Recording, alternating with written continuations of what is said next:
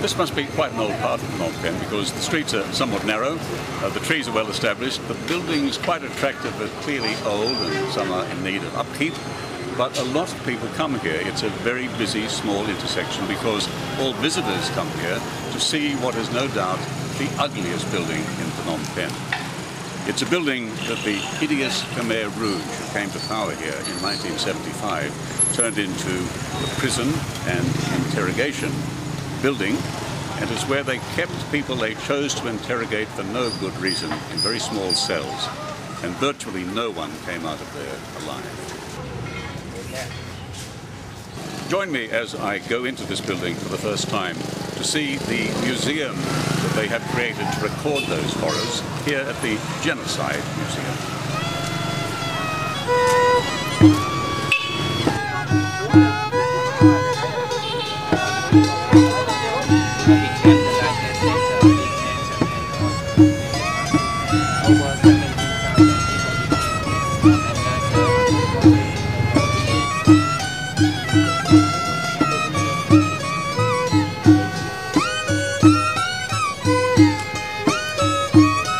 Madness is spelt out in that list of security regulations. Things such as, don't try to hide the facts by making pretexts this and that. You are strictly prohibited to contest me. Number 3, don't be a fool if you are a chap who dared to thwart the revolution. Number 4, you must immediately answer my questions without wasting time to reflect. Number 5, and there are 10 of these. Number 5, don't tell me either about your immoralities or the essence of the revolution. Number 6, while getting lashes or electrification, you must not cry at all. And there are 10 regulations. It shows us just how mad and obsessed with madness the people who became the Khmer Rouge were. And this went on for at least 3 years. The West didn't intervene for various reasons. But finally, the Vietnamese sent forces in to eradicate the appalling Khmer Rouge, who were still not quite defeated. They lived on and created terrorism really in a corner of Cambodia, not far from Thailand, before finally being eradicated. And in 2011, a few of the remaining Khmer Rouge officers and cadres were brought to trial here in Phnom Penh, with the outcome still uncertain.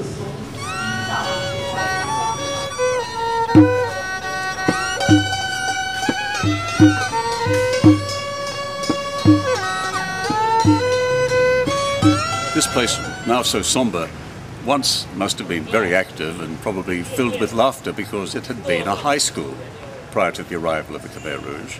This was a high school that they then seized, and when they proceeded in their evil way, they turned it into a prison. Now, what about people who lived in this area? Wouldn't they have known? Well, extraordinarily, the Khmer Rouge all but emptied Phnom Penh. It drove the regular middle class out of the city.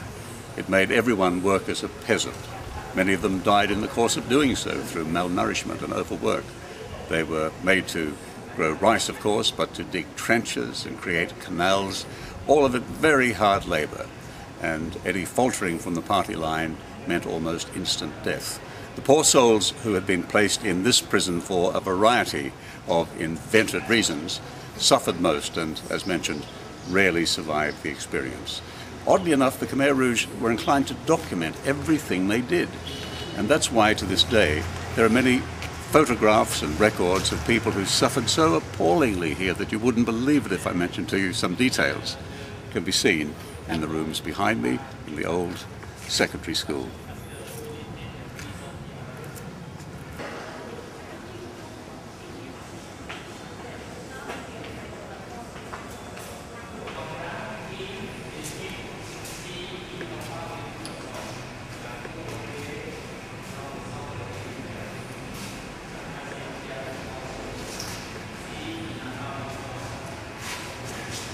This is the man at the start of it all. He became known as Pol Pot.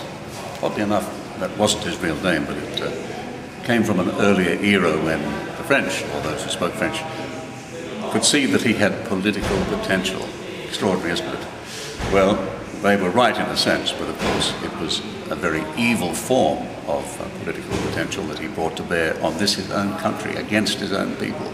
Pol Pot, despite his avuncular appearance, certainly can be listed amongst the worst ogres of the 20th century, and he was here in Cambodia.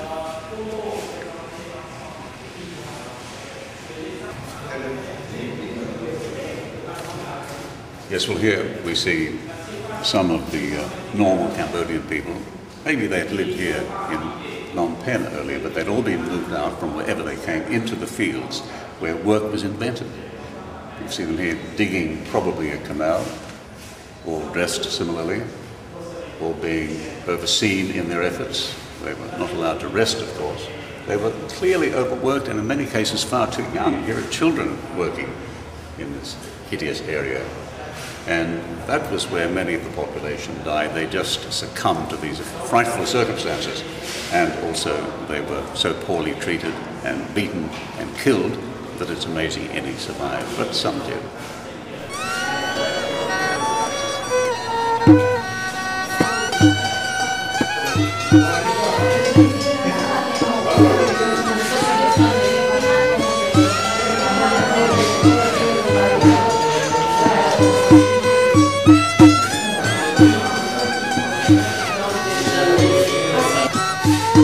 Members of the middle class with any kind of education were prime candidates for the worst possible treatment here. In fact, it's hard not to imagine that Mao's appalling cultural revolution in China wasn't some kind of blueprint for the shocking events that took place in Cambodia some years later. This woman here would have been a prime candidate, clearly an academic of achievement.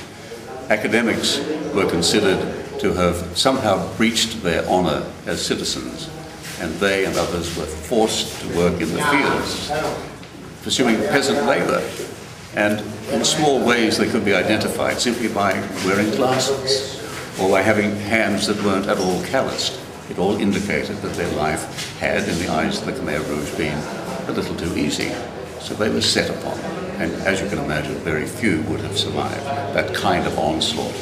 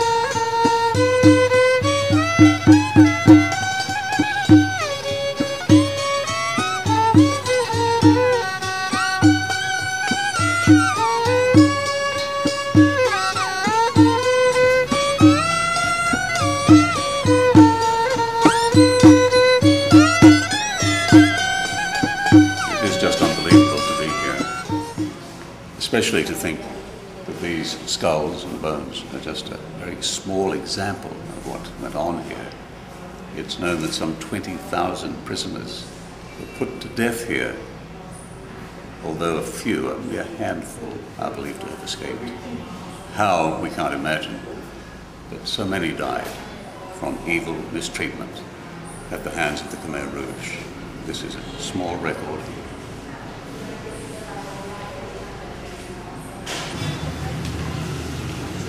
Are you a survivor? Yeah, I'm a survivor. Survivor. Is that your picture there? Yeah. And how did you survive? Why were you not killed? You know why he was lucky enough? Yeah, Pol Pot. Because he could write? Yeah. Lucky for him. Really? Yeah. He painted. This is the man who was an artist. yeah. Yes, I have heard your story before. It's really amazing to meet you. So I've now bought your book and I will read it with great interest. Yeah, A survivor and a rare story that he has told and which has been printed, and this is the book. He's survivor. Yes. Now come again. Thank you very much. At the end of a very pleasant day like this in Phnom Penh, at a nice time of year with palm trees here in this compound, it's really very hard to believe that anything so frightful as is recorded in these rooms could ever have taken place here, and in such numbers. Fortunately, it's the people who visit here. They come every day of every year because they know something appalling happened in Phnom Penh during those years from 1975 to 79. And they want to see for their own eyes just how evil doctrine, poorly enforced, can be. It's all here. There's so much more in Phnom Penh to enjoy that we need this counterpoint as well to really understand the comparatively recent history of Cambodia.